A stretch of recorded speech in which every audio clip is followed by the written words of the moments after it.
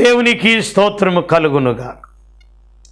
ఈ ప్రత్యేక ప్రభు మనకు అనుగ్రహించిన సమయానికై దేవునికి కృతజ్ఞులమై ఉన్నాం. దేవునిని స్తుతించి ఆరాధించి ఘనపరచు ఈ భాగ్యం. దావీదు రచించిన కీర్తన 11వ అధ్యాయం 7వ వచనం చివరి భాగం. యథార్థవంతులు ఆయన ముఖ దర్శనం చేసెదరు. ప్రకటన గ్రంథం 22వ అధ్యాయం 4వ వచనం. ఆయన దాసులు ఆయనను సేవించుచు ఆయన ముఖ దర్శనం చేయుచుందురు. స్తుతి చెల్లించుట యథార్థవంతులకు శోభస్కరం. ఊజు దేశములో యథార్థవర్తనుడును న్యాయవంతుడును దేవుని యందలి భయభక్తులు కలిగిన చెడుతనం విసర్జించిన యోబును ఒక మనుష్యుడుండెను.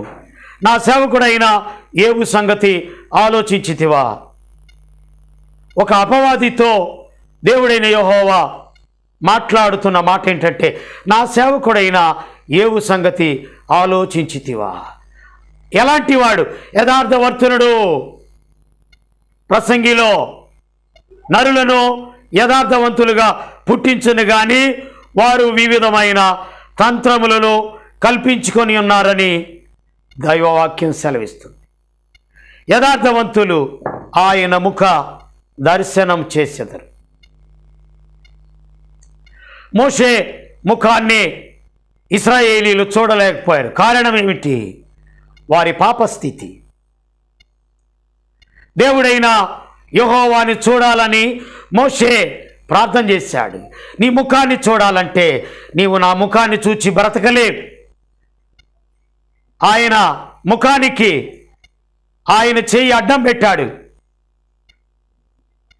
వెనుక భాగాన్ని చూడగలిగాడు మోషే. కారణం, మోషే సాత్వికుడు.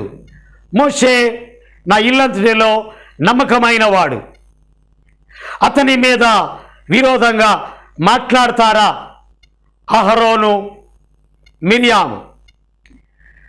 ఎప్పుడైతే ఆ మాట మాట్లాడు తోడనే కుష్ఠరోగం వచ్చేసింది. కారణం ఏమిటి? యథార్థవంతులు ఆయన ముఖ దర్శనం చేసెదరు. హృదయ శుద్ధి గల వారు ధన్యులు, వారు దేవుణ్ణి చూచెదరు. యథార్థత ఆయన కావాల్సింది. ఆత్మతోనూ సత్యముతోనూ ఆరాధించే ఒక కాలం వచ్చుచున్నది. అప్పుడు ఆత్మతోనూ సత్యముతోనూ యథార్థంగా ఆరాధించువారు అట్టివారే కావాలనని దేవుడు కోరుతూ ఉన్నాడు. స్తుతి ఆరాధన నీకేనయ్యా. విశ్వ విజేతవు, సత్య విధాతవు, నిత్య మహిమకు ఆధారము నీవే. అలాగైతే ఈ ప్రశస్తమైన సమయంలో దేవునికి కావలసింది ఏంటో తెలుసా? యథార్థమైన జీవితం. దేవుని వాక్యం సెలవిస్తుంది. ప్రసంగిలో దేవుడు ఏం చేశాడంటే, యథార్థవంతులుగా పుట్టించెను. ప్రసంగి 7:29. ఇది ఒకట మాత్రం నేను కనుగొంటున్నాను. ఏమనగా, దేవుడు నరులను యథార్థవంతులనుగా పుట్టించిన కానీ వారు వివిధమైన తంత్రములు కల్పించుకొని ఉన్నారు. మట్టి తీశాడు, బొమ్మను చేశాడు, బొమ్మలోనికి జీవవాయువు ఊదాడు. నరుడు జీవించు ఆత్మ.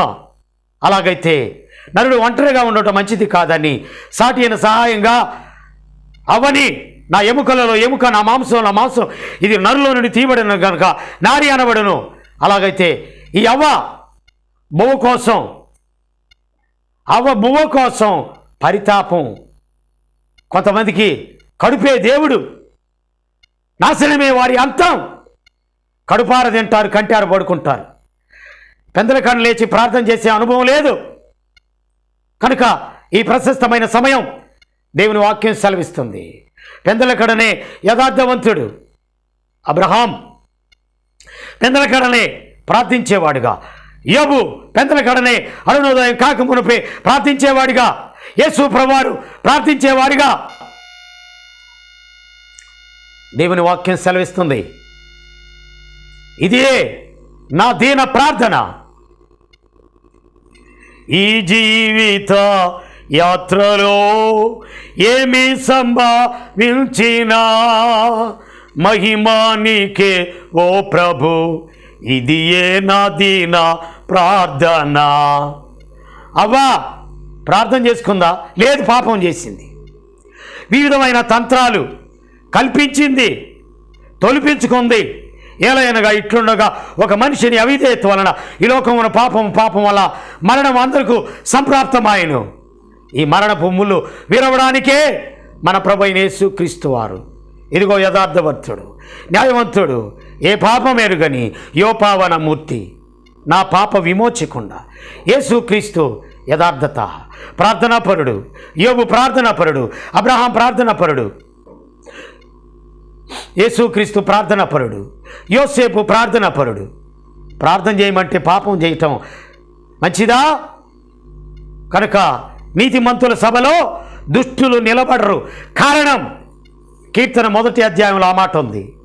నీతిమంతుల సభలో దుష్టులు నిలవరు, అంటే చెడిపోయిన వారు నిలవరు.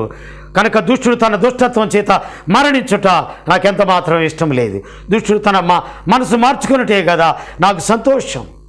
ఈ ఉదయకాలం ఎవరు చూస్తారంటే యథార్థవంతులు ఆయన ముఖ దర్శనము చేసెదరు, ఆయనను సేవించచ్చు. కనుక ఆయన ముఖ దర్శనం చేయదురు. ఎవరు చేస్తారు అంటే పాపము లేనివారు మాత్రమే, పరిశుద్ధులు మాత్రమే, యథార్థవంతులు మాత్రమే. వివిధమైన తంత్రాలు కల్పించుకున్న వారు కాదు. మంత్రాలు, చింతకాయలు రాలవో, ప్రతి మాంత్రిక తత్వం చెడిపోతుంది. పిరికివారు, అవిశ్వాసులు, అసహ్యులు, నరహంతకులు, వ్యభిచారులు, మాంత్రికులు, మాంత్రికులు, పిరికివారు, అవిశ్వాసులు, అసహ్యులు, నరహంతకులు, మాంత్రికులు, అబద్ధికులు, విగ్రహారధికులు మండుగొండంలో పాలు పొందుదురు. ఇది రెండవ మరణం. మరణం రాకమునుపే, అది నిన్ను చేరకముందే పాపాలు విడువనేస్తామా, ప్రభుని చేరు మిత్రమా. దేవుని సన్నిధికి రావాలంటే పాపాలు ఒప్పుకునే పద్ధతి, పాపస్థితి. ఎప్పుడైతే నువ్వు సత్యమే చెప్పేవయ్యా, నీవు యథార్థతే చెప్పావయ్యా అని ఒప్పుకుంటే చాలు, క్షమించుటకు సిద్ధమైన మనసు గలవాడు. నేను పాపాలు చేస్తాను, నేను మంత్రాలు చదువుతాను, మాంత్రిక విధి చేస్తాను, దుష్ట సాంగత్యం చేస్తాను, దోపిడీలు చేస్తాను, దొంగతనం చేస్తాను, వ్యభిచారం చేస్తాను, ఇవన్నీ ఈ లోకం వరకే. నిత్యనాశనం, నరకాగ్ని వాళ్ళకి. తండ్రి అయిన కుమారుడు యేసుక్రీస్తు నామములో ఈ ప్రార్థన సమర్పిస్తున్నాను తండ్రి. ఆమెన్. తండ్రి, కుమార, పరిశుద్ధాత్మ త్రియేక దేవుని దీవెన సదాకాలము తోడై నడిపించునుగాక. ఆమెన్. వాక్యం నచ్చినట్లయితే లైక్ చేయండి, అది నలుగురికి షేర్ చేయండి, కామెంట్ చేయండి, సబ్స్క్రైబ్ చేయండి. దేవుడు మిమ్మల్ని, మీ కుటుంబములను ఆశీర్వదించి బలపరచునుగాక. ఆమెన్.